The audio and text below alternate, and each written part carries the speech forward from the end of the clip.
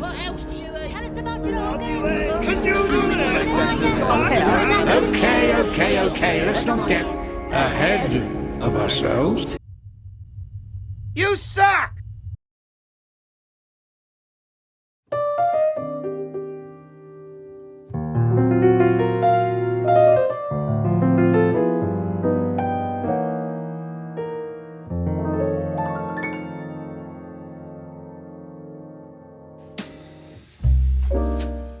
I didn't have much expectations for Cartoon Network's Elliott From Earth. You know, it seemed fine and all, nothing too extraordinary. The trailers made it seem like it was going to be your typical Cartoon Network fodder, but honestly, after watching it, I think we might have a hidden gem on our hands here. A hidden gem of Herculean proportions, an epic adventure of monstrous magnitude. Whoa there, Delhi.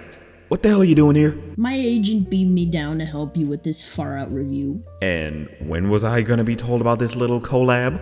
Probably while I was on my way back to my home planet. Why? I think I need to fire my intern, Fred. Maybe he'll be right for D'Angelo. But anywho, what do you have to say about Elliott From Earth? Honestly, probably enough to fill a few quasars, but that's neither here nor there. Okay, you know what? You being in color is kinda not doing it for me right now. It's just throwing off my natural feng shui. So you mind going over to your set that miraculously appeared over there? Yeah, sure, but I get the normal amount of residual milk bones for this little offset appearance. What a world I live in to have to share residuals with a dog. You weren't exactly getting the pick of the litter before I came on the scene. Nigga. This series is created by Guam. It's pronounced Guillaume, you peasant. Thank you. Guillaume Casuto, with development help from Mike Graves and Tony Hull. This group were the top dogs at Cartoon Network Studio Europe, now Hanna-Barbera Studios Europe. I don't know what it means either. They were major players in the making of Amazing World of Gumball, and this show has sprinklings of Gumball in it, but it definitely differentiates enough. You're not gonna have any itching feeling in the back of your neck saying, it's just Gumball, it's just Gumball. And if you do end up having that feeling, You're not just wrong, you're stupid. Elliott From Earth is a sci-fi slice-of-life adventure embarking on new horizons in the great beyond. It follows a boy and his mom that acclimate themselves to a weird alien city in space with a reptilian companion in tow. Being sucked into an urban yet alien space hub, the three are left to navigate the intricacies of the Centrium, stuffed with new friends and experiences while coping with being solitary visitors. Having been announced a few years prior, this is our first real glance at it wholesale. A couple weeks back, the first 4 episodes of the season were dropped in the States, and seeing how they seamlessly tell Elliott's story and introduce us into this world, it was a solid setup to a very imaginative premise. I'll say, the first 4 episodes is this well-paced setup to everything that gets you enthralled with it. You get proper time with the main cast and their dynamic, as well as the far-out premise. There's a feeling that something bigger might be at play that gets you hooked onto it all. Things do change up, however, when the show starts becoming more slice of life, but with a sci-fi edge. It's not bad, especially when you realize it's mainly to get you to care about the new setting as well as the background characters, if and when the show picks up on its bigger narrative. It has a very imaginative ideas that takes full advantage of with each episode. For a series that has an announced seasonal order more comparable to a traditional miniseries, they truly make the most out of their run. The structure sections off the first 4 episodes to serve as that proper intro into this world and its characters. The next 4 then get to slow down a bit and run through how our protagonists react to their new normal in space, of which the next 4 after start to dip a toe into more cohesive storytelling, and so on. One of the show's biggest strengths was how easily it got us invested in the characters. And it's just what I need. The characters for this series are the biggest draw. They all have a fun uniqueness to them that can also be pretty genuine. Elliott is the titular character who basically is the new kid in town since he moved around a lot, so he couldn't really make friends. He sort of falls into that vein of soft and sensitive, which allows you to empathize with him wanting to make any type of friend. You get a feeling he comes across as how an actual kid would act in these circumstances that he's tossed in. It's a new coffee machine. Oh, that's what it is. Wait, why did you get this? Well, I thought you deserved something new. Why? A surprise gift, and Why?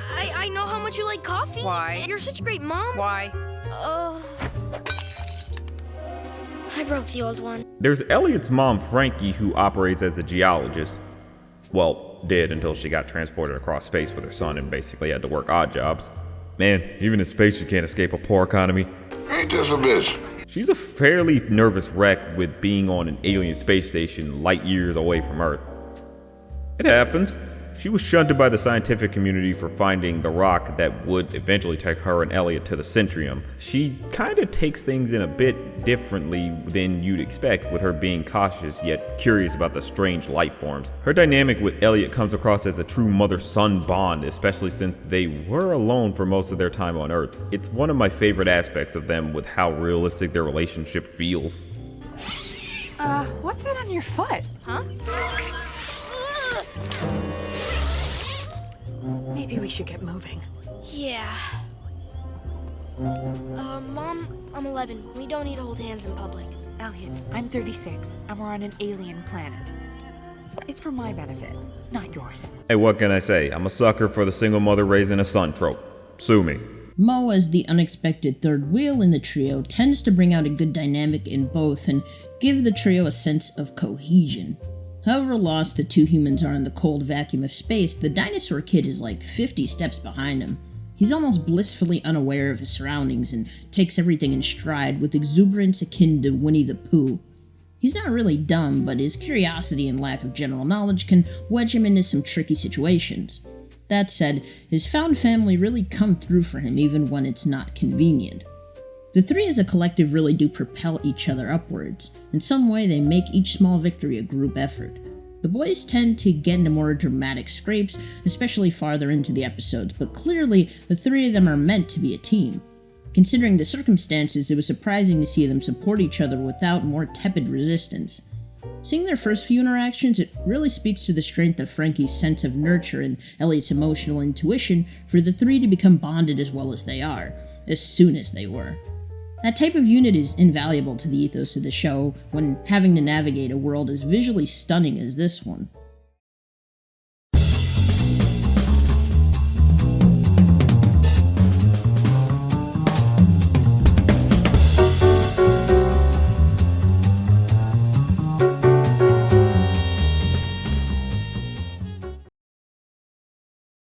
This show does take some visual cues from Gumball in terms of its design philosophy. The characters have a simpleness to them that manages to bring distinguishability. They feel easy to draw, but they're balanced. They all manage to stick out among each other, which works well with them all being different species on a space colony.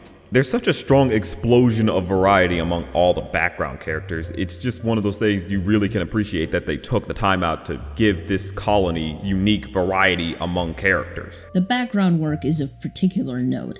It feels utopian but distant, clean yet worn, sleek and surprising. The visuals manage to give the big city vibe more weight, even with not the most grounded setting in mind. The score also helps to set the tone well.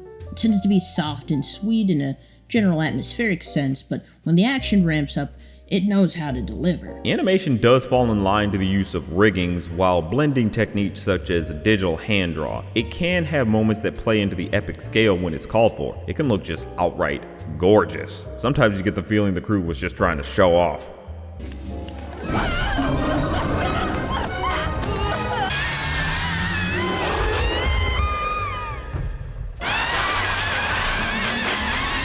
I see you slick bastards. The animation can even play into the humor, which feels like a tinge of Gumball, but more downplayed and forward. A lot of the jokes are just honestly guaranteed to get a good laugh out of you with how clever they can be, whether it's through verbal diatribes or just visual humor. My great-great-grandfather built this place with his own hands. But you only opened last month. Yeah, he's very frail. I don't know how he does it. Elliott From Earth tends to utilize bits of observational, character-driven humor here and there. That's Bill. He's not very bright. What? Yeah, you can only see him when the lights are turned out. Hey there, my name's Bill. By default, most Cartoon Network projects are comedic hybrids, but when I think of this show, I don't really see it as one.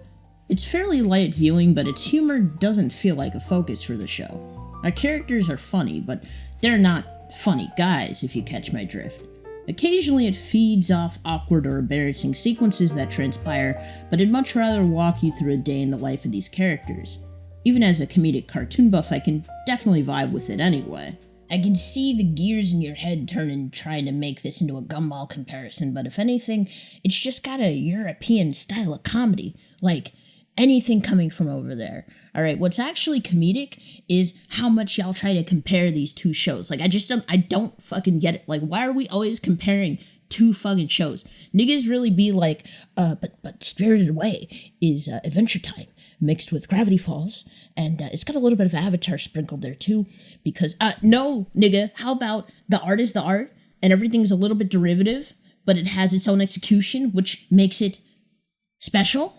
Alright, you can't, not everything is a fucking Gravity Falls ripoff. They didn't invent mystery. This thing is Scooby-Doo, more like, your opinion is poo. Bam! Get the fuck out of here. Checkmate, atheists.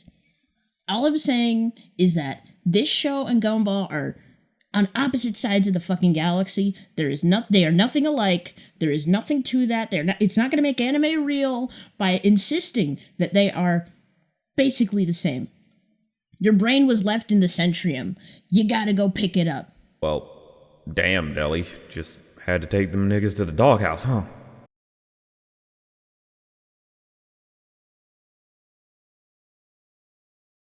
So, this season had nice sprinkles of a narrative. It did take a bit of a minute for things to get going, but I think the finale gives a good nugget of interest for the next season. Elliott and Frankie decide to tell Mo what happened to the rest of the dinosaurs on Earth, what with them being extinct. He doesn't take it too well and runs off, but then things get crazy when everyone on the Centrium can no longer understand each other. It's later revealed that the language codes that let all the races understand each other stop working. Stay with me now, I'm not tripping on any acid, I swear. Frankie and Elliott are tasked to find what's causing the problem, and they end up finding that all the toads were putting all their energy into the rock that sent Elliott and Frankie there in the first place. They manage to fix the problem with Mo saving the day and making up with Elliott, but Frankie and Mo get sent off with the rock leaving Elliott all alone. What a twist! The twist provided in that last bit of the episode was an unexpected but welcome change of pace.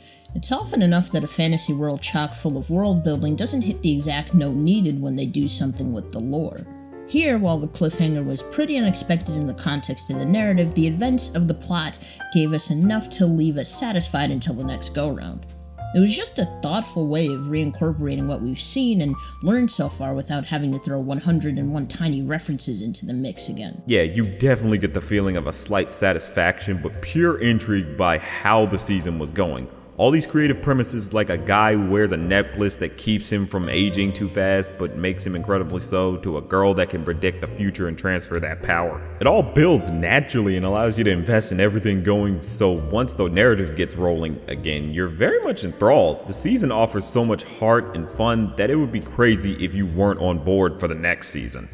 Thank you. Thank you. This is a pretty well-made, intriguing, and just downright fun series. The characters have great dynamics between them that can have true heartfelt moments and pure hilarity to them. The humor comes across as snappy and full of wit. The design of it all is drop dead gorgeous with its spacey and otherworldly tones. It plays with unique premises and takes the fullest advantage of them with each episode. The overarching narrative leaves you wishing for more, and hopefully they will follow through on it. Elliott From Earth is a unique but fascinating addition to the Cartoon Network slate. I don't think it's something we'd expect to see, but the way it excels at storytelling and character building totally underscores its position on the channel. As a product of Cartoon Network Studios Europe, it's a great example of what international animation can do, and hopefully with the next chapter on its way, it won't be forgotten about anytime soon. This is definitely a show that adds a different flavor to Cartoon Network's repertoire. It brings a nice feeling of spice that was needed. It's definitely some good food to chew on. But that's just a thought. Are they good, bro? Damn! It's just Cajun rub. Lovely.